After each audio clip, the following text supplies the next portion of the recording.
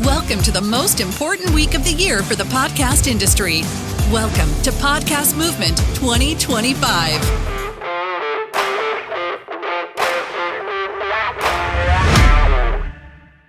Good morning, everybody. Nice to see everyone. Thanks for joining us here. Today we're going to be talking about the evolution of podcast hosting and how technology is advancing the industry and, of course, podcasting. My name is Billy Hartman. I'm with Art19 as the head of revenue, and I'll be your moderator today. I'm joined by Dan Jeselsohn, Marty Michael, and John Jarvis, who I'm going to kick it over to here in just a second to introduce themselves. So, John, why don't we start with you? Sure. I'm John Jarvis. I'm the VP of Partnerships at Backyard Ventures. If you're not familiar with Backyard Ventures, we're a content creator representation agency representing over 200 content creators across podcasts, YouTube, newsletters, and social media influencers. And I'm Marty. I'm the CEO and co-founder of Headgum, which turned 10 years old this month, and also Gumball, which is an ad tech platform that helps sell host-read ads that's built over that. Hey, I'm Dan Jeselsohn, head of product for Art19. Been with Art19 about 8 years, in podcasting almost 20. Did a stint in public radio before coming here. For those of you who don't know, Art19 is a hosting and monetization platform. Great. Thanks, guys. So we're going to talk a little bit about technology, of course, and hosting and how that's helping evolve the podcast industry. We'll talk a little bit about monetization and the role that hosting is kind of playing in monetization at this point. And then we'll hopefully, if we have a few minutes, we'll spend a little time just kind of open forum discussion talking about kind of what we're seeing as far as the industry's evolution. So before we jump into it, though, Dan, I wanted to turn it over to you, who is OG Art19, OG hosting, NPR, the whole almost 20 years now, I believe, in podcasting. Congratulations. Old. To just kind of spend a few minutes, talking about what you've seen, over the years, especially in the last few where I think things have really evolved quite quickly. Sure thing. Yeah, it's been a really interesting time in the space. I think, from a perspective of hosting, the problems we're trying to solve for people have changed drastically. I think in the early days it was just help me distribute my podcast, help me get it to all these places. What is RSS? I mean, people were hand coding RSS, right? So just having a simple platform to distribute was what people were looking for. Then it evolved to, I think I have listeners, helping measure that, helping monetize. Of course, the great baked in versus DAI debate that happened. And now I think over time now, we've really evolved to, I think we're still a maturing industry, but the tools people want are more on par with other digital mediums. So from a distribution endpoint, the multiple mediums we're starting to see now with audio and video converging. And then also on the advertising side, we've seen a lot of maturity on the measurement side, and also like how people are sourcing demand. And that's something everyone's looking to their hosting platform to help them do.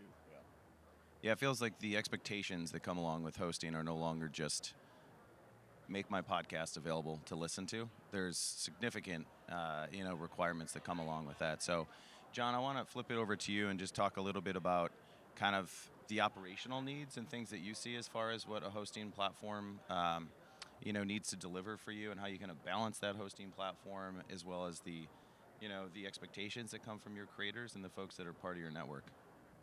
Sure. So I think that creators, what they really are looking for in a hosting platform are three things, and that is one, a UI that is very easy to navigate and very easy to understand. Two, visibility into data at any moment, and then three, robust monetization capabilities while protecting the listener experience. So really, I think that our needs are aligned with the creators' needs. So finding a platform that checks all those boxes is very important. Protecting the listening experience is really important to the creators. Like they kind of safeguard their audience like more than anything else. And one of the ways that we're able to do that is getting very granular with brand approvals, even for programmatic ads. The hosting platform that we're partnered with allows us to go through brand by brand and either pre-approve or reject, versus some of the other hosting platforms out there where you can only approve category-wide and you can't get down to a granular level. So that's, I would say, one of the most important things for us. Yeah, I mean, John said it really well. The other thing that I would add is just for John and I do very similar things. We're actually like considered competitors in a lot of ways. you need to have a platform that's going to allow you to have the most options for monetization. What we do and what we specialize in is selling the host read ad, but what we're looking for when it comes to the hosting platform on the monetization side is someone who's going to backfill what we're not selling on the host read side, but then also give us the tools that we can utilize to sell other types of backfill, which we'll talk a little bit about later as well. A question on that, though, and either one of you, I think, can take this. So you're running podcast networks, right? So you have a handful of podcasts, of course, that you work with. How do you think the actual creator thinks about the hosting platform and how you engage with them and kind of the role that I guess you both play in their worlds? Because, their day-to-day is very, very different than both of yours. Sure, I can start. So for us, we rep close to like 150 different shows. And each one of those relationships is a little bit unique. For some of them, they're in the platform uploading their own show. They're in the platform creating their own campaigns. And so that needs to be extremely intuitive and easy to use. And then there are other relationships we have in which we handle everything. So really, the platform itself just needs to be somewhat agnostic to who's using it so that it's easy enough to, from start to finish, upload content and advertising. John, how about you? Yeah, I would echo that sentiment. I mean, I think that for the most part, as long as it's a fairly simple user interface for them to upload the audio file to, the way that our workflow happens is we kind of handle everything on the back end from placing ad markers and everything like that. So as long as it's a streamlined workflow, uploading the audio, publishing the episode, et cetera, then they're really kind of indifferent. They do want to, obviously they care about the monetization at the end of the day, but they're not really, most of the time, getting into the weeds and looking at where that's all coming. They just care about the check at the end of the day, right? So as long as it's a standardized, simple user interface, they're usually happy. And then let's, I don't want to say shift gears, but let's talk a little bit about some of the flexibility that you now think a hosting platform is kind of, requires, I guess. Programmatic, fast tag integration, DAI versus baked in. Spend a few minutes, if either of you can kind of take this, but kind of the role, I guess, the evolution that's kind of come into play here as far as those different technologies, because it's evolving so fast. I think it's almost hard for people to keep up with it sometimes. I can start. How do I want to frame this up? Like I said, we have a bunch of different types of relationships with our creators, and one of the things that we always wanted with Gumball specifically was to be agnostic when it came to hosting platforms.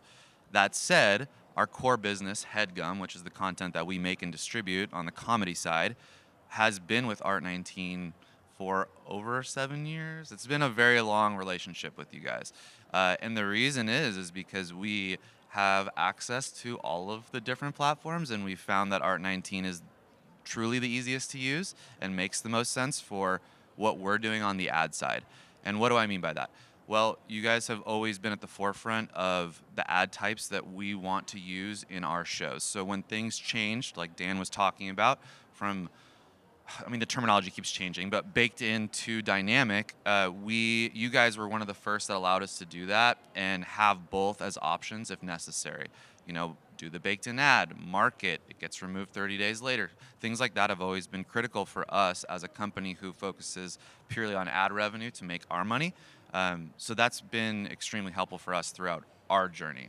I don't know if that helps answer or frame up your answer. Yeah, absolutely. I would just say that, flexibility is extremely important to us as a monetization partner for our clients.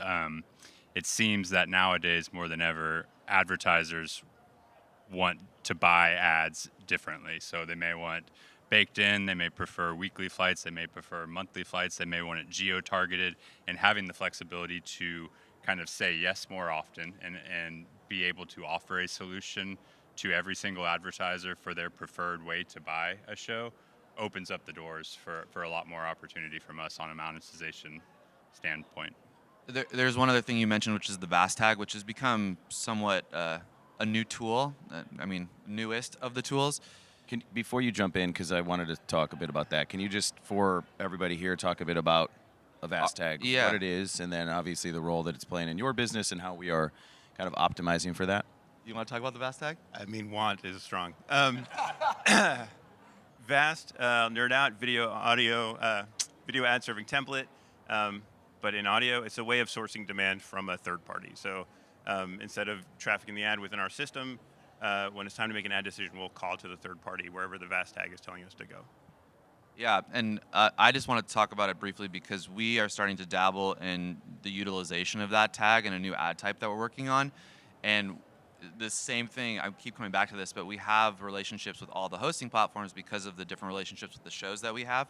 So some of them are on other hosting platforms. The Vast ecosystem in Art19 is by far the easiest to use that we've found. So that has been really helpful in our development of what we're working on. Talk about, though, the prioritization of Vast tags and kind of how you can run your business by obviously utilizing a stack and the way that kind of works programmatically, but truly the Vast tag and kind of how you are thinking about that is, again, how that overall helps you, monetize and have flexibility and control. Sure. Our core business is selling host-read ads. So that will always be what we do first. But like John referenced, the creator is looking for a diverse opportunity to fill their ad inventory to make sure that they're capitalizing on monetization for every single piece of content that they put out. What a Vast tag has added to the waterfall into the ecosystem is another way to plug into different monetization options to make sure that you're not missing out on any opportunities for every single listen that happens on your show. So for us specifically, when we think about it, we're always focused on that host read ad because we think there's a lot of magic there and that connection between the host and the audience and the context of the show. So what we're iterating on is figuring out how do we pull some of that context that for the listener into the ad type, and Vast is allowing us to do that in real time in a scalable way that isn't necessarily available on the host read side, which I think it's a new channel that is still opening up for a lot of people, and I'm pretty excited about it.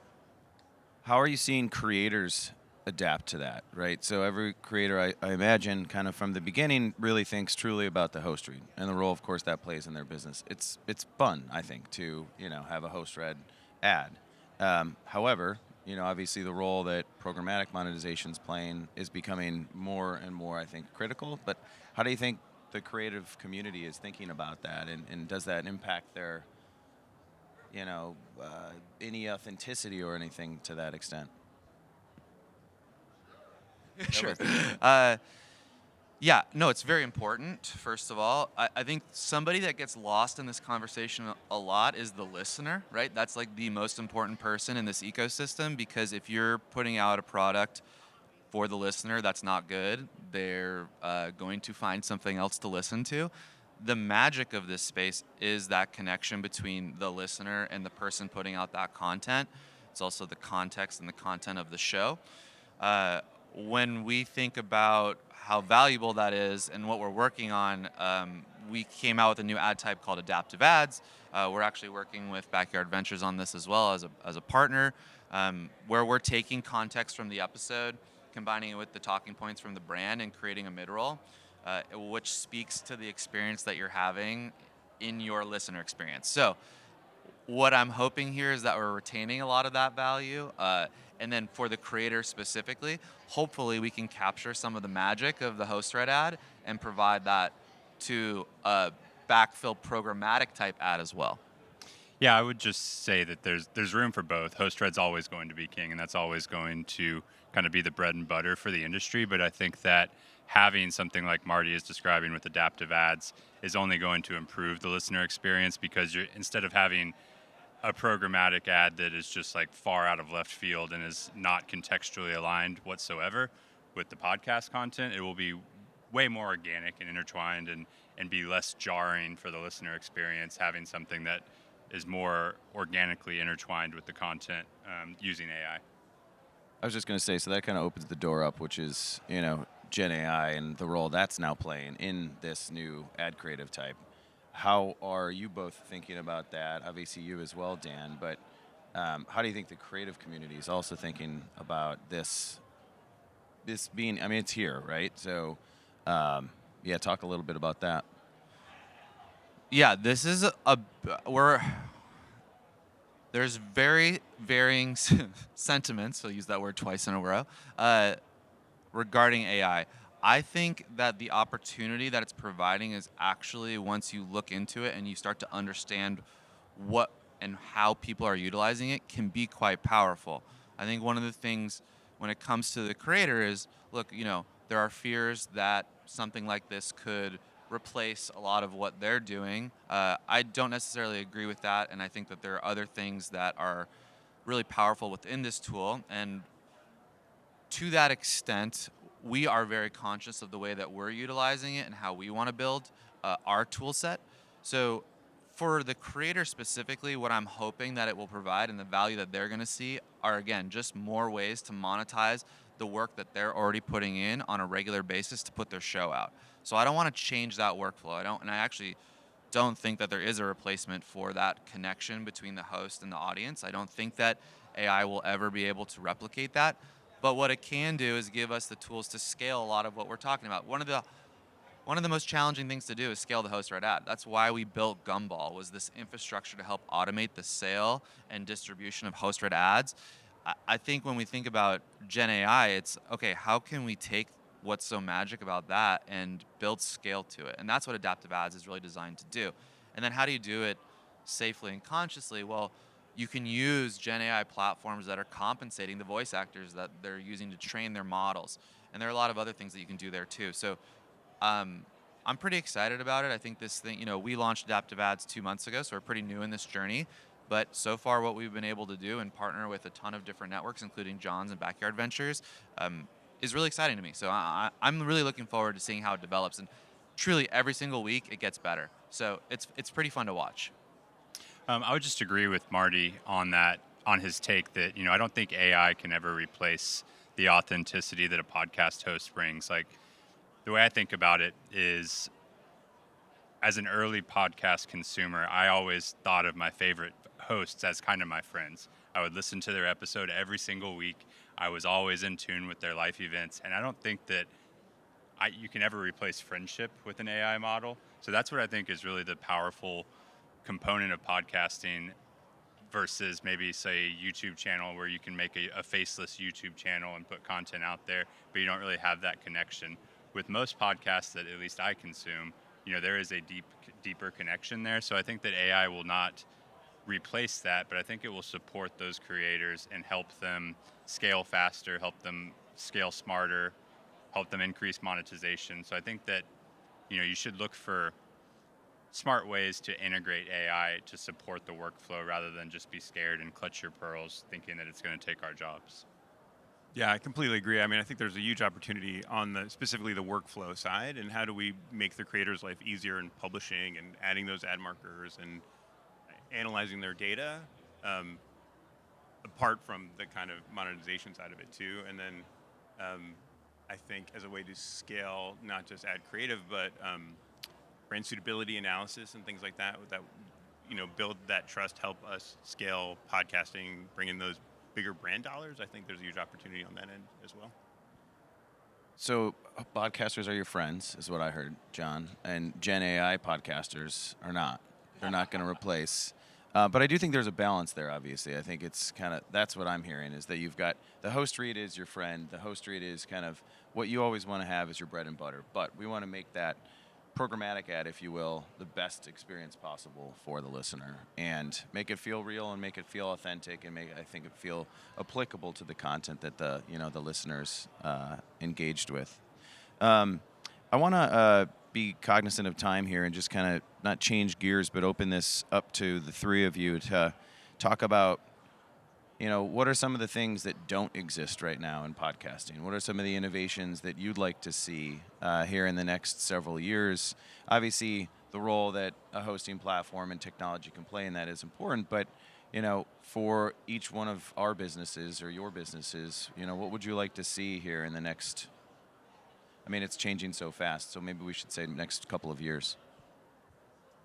Most John. important for me is standardized attribution across all platforms. It's very, very murky right now with Spotify video and YouTube, and being able to convey the impact of a campaign to a brand and a post-campaign wrap-up is very difficult right now with the limitations and kind of the different standards for each platform. Like, what is a stream versus a download? how have we not kind of standardized this across the industry yet?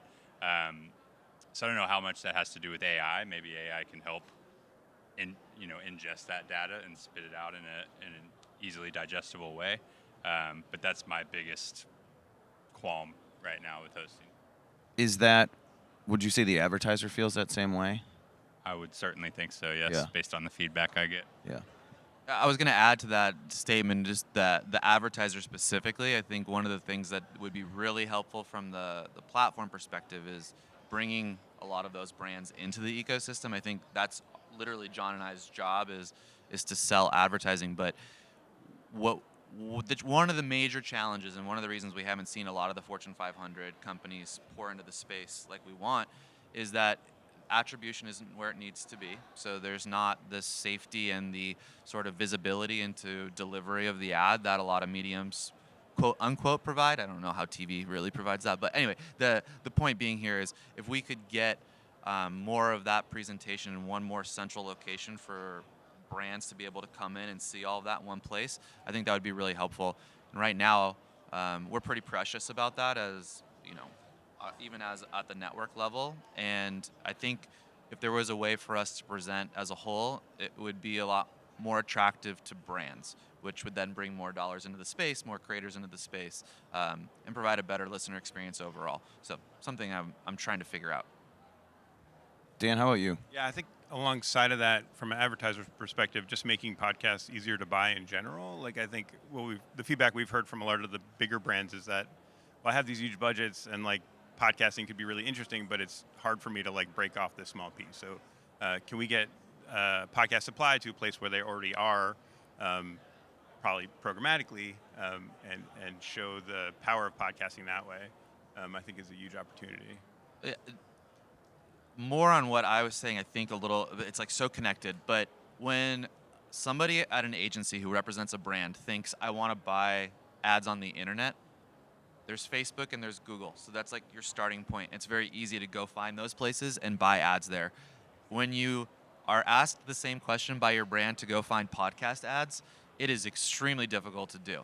And it's why there are representation like John and I in the space, but there's, I don't know, 100 of us in this space, and that becomes very fragmented and hard. So what I was trying to speak to is more like if we could have you guys are representing a lot more creators than John and I do individually, and I think there's an opportunity there to help capture a lot of that through the programmatic and then push it through to us so that those brands have an easier time navigating our space, which I think is difficult right now. How do you think advertisers, though, are embracing the concept of buying, across hundreds or thousands of podcasts via an audience purchase versus individual, show level buying? I guess I feel like it's growing, it's improving. Advertisers are more open to it now, but I still think there's a shift that needs to happen as far as people's comfort level around that type of buying. Yeah, look, a lot of it comes from attribution. A lot of it comes from the scale and the programmatic opportunities that we're talking about. I think a lot of it is a blended mix of everything we've discussed. It's transparency. It's like, okay, I understand that what I'm buying from John and how it differs or is the same as what I'm buying from Marty is really important. I think people still, to this day, don't quite understand fully when they're buying what the difference between a programmatic ad is and a host-read ad and how they're delivered. A lot of what we're doing with R19 is delivering our host-read ads in a dynamic sense, which is sometimes confused with the way that programmatic is purchased. So I think there's this education process that will continue to happen, but then the unifying aspect of ownership of how things are delivered and the sort of the lexicon of how we talk about those things is really, really important for brands, because if we keep talking about it differently, we'll never get to a place where anybody can understand. So that's a big part of the brand challenge coming into the space.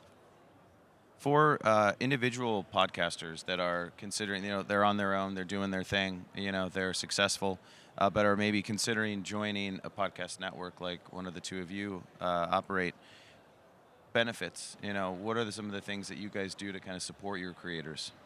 Either one of you. Wow, bloodbath up here. Honestly, we do a lot of the same things. It's like what we do. We are here to help creators find brands, and we're out there finding brands to help connect them with creators. Where we hang our hat specifically is that we built a tech platform to do that, so we're trying to automate a lot of that process. But John and I are very close. We do a lot of things together. We're partnered up on the adaptive ads front. We do a lot of events like this together. I think it all speaks to kind of my belief that the more that we can unify in this space, the more that we're going to be able to bring opportunities and brand dollars into the space. But yeah, that's kind of how we think about it. For us, I mean, we, obviously act as the revenue arm for our clients, and they will inherently make more money working with us than they would on their own. They'll make more money working with any network probably than they would on their own, because we know the space, we have all the connections, we have all the relationships. But what really sets us apart and what we feel is our value proposition is that while we represent over 200 creators, we still maintain a boutique high-touch sales approach. So we're doing specific outreach for each and every one of the podcasts that we represent versus maybe some of the mega networks who are just have a line item on a big $500,000 media plan, and each show is just a line item. They're not doing specific pitches. Like, we are selling into custom opportunities all the time. I mean, we work with the Daily Stoic and Ryan Holiday. He was running the original Greece Marathon, and we went to Hoka with a specific package and a specific vision of more of a storytelling campaign, and we were able to secure, an awesome campaign for him, which had some solid revenue attached to it as well. So that's kind of what sets us apart, is more high touch, more curated sales approach, and having those relationships already established. So when we hear of that custom opportunity, we can pick up the phone and say, hey, Alex, I've got this opportunity on the table. Sounds like it would be perfect for your brand. Let's make something happen. I think I want to ask what each of your favorite podcasts are at the moment. I know it wasn't on our plan, but I'm always curious. So let's go around the room.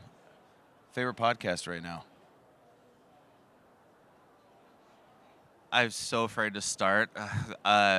Okay, on the comedy side, I think one of my favorite shows that we started a long, long time ago that left our network and actually came back is a show called Why Won't You Date Me with Nicole Byer. It's one of my favorite shows. I think she's so funny. She hosts a lot of things on TV, so you've probably seen her around. My one that I keep secret that I don't tell anybody about, now that I'm about to say, the All In podcast is one of my favorite podcasts for the business and creator side. It's sort of embarrassing at this point, but David Sachs is at Kraft. Kraft is one of our investors, so I've always just wanted to listen to that show to hear his perspective on how he thinks about the creator space, since he is in alignment with how we think about it. So those two are ones that I listen to on a pretty regular basis. Dan, 1 minute, 30 seconds. Embarrassingly, neither are our 19 hosted podcasts.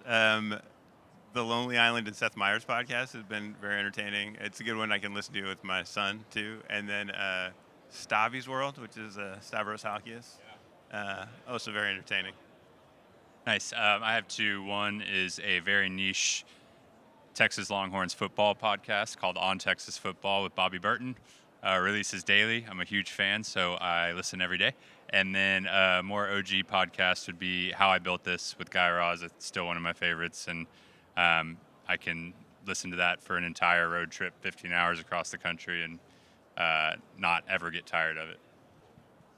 Mine is Conan O'Brien Needs a Friend. And talking about friends, I literally think he's my friend, and all the hosts or co-hosts that he has, I'm convinced they literally are my friends. And I think that's what's so special about podcasting, is that we truly feel like we're part of this content. At least I do as a listener. And I think it's important that we do everything we can to keep this space special, as well as obviously provide the tools we need to monetize and, be efficient, and of course all the things that play a big role in our businesses. So that's it, guys. We're at time. Thank you all for spending some time up here. Thank you, everybody. Thank you. Thanks. We'll catch you all later.